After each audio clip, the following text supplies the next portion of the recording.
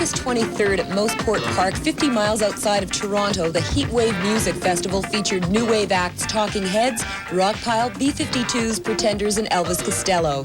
The event was thought to be impossible from the beginning.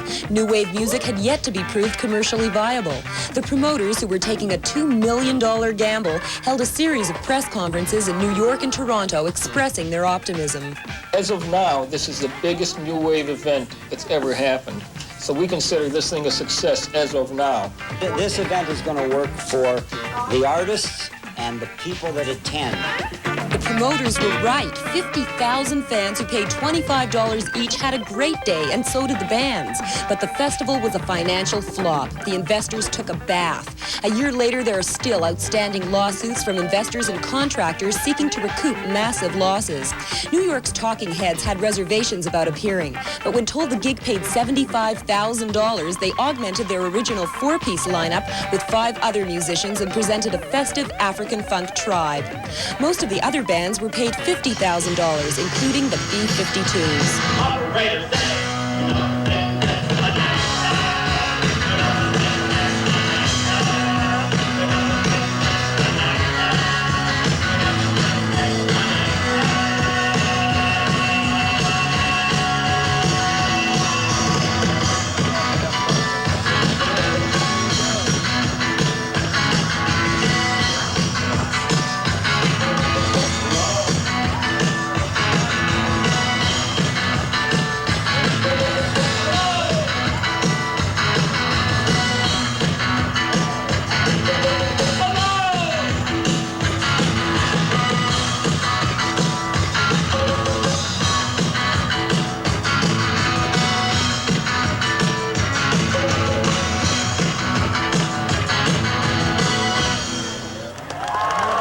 The outstanding musical success of the day was Chrissie Hynde and the Pretenders from London, England.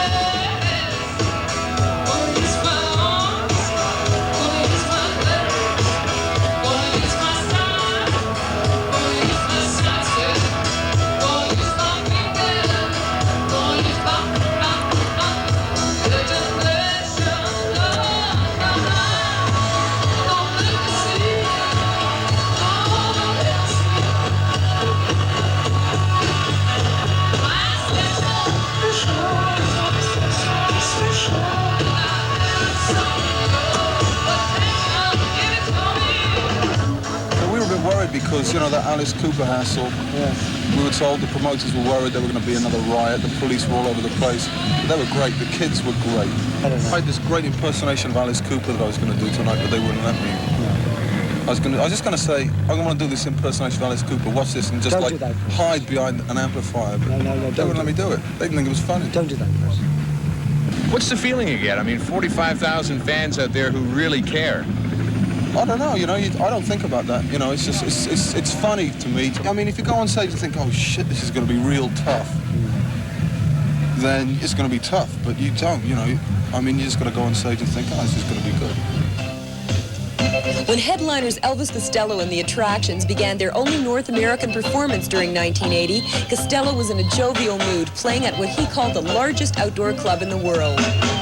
Perhaps the most amazing thing about Heatwave was that it took place at all. The new wave began as a reaction to the rock star system. Its heroes played small clubs, yet here were the top new wave bands playing back-to-back in an event dubbed the Woodstock of the 80s. We don't know whether a similar event will ever happen again after the losses sustained by the investors. A few months later, Nick Lowe and Dave Edmunds of featured band Rockpile gave us their point of view on the day. It was a nice day. Yeah. Very nice day it was. A little drafty in the dressing room. Was it? And the wine wasn't quite the right temperature as well. Chest. Yeah. I'd put a vest on. My thermal underwear. Yeah, the caviar as well. It wasn't Russian, was it? As well. Yeah. We were complaining about that. What was your caravan like? Is that mine? It was great. Yeah, Well, I enjoyed that. I can remember you, Nick, I think, saying that that rock and roll should be brought back to a place where you can at least see the last person in the hall. And we do see the last person just as they're leaving. No, I prefer.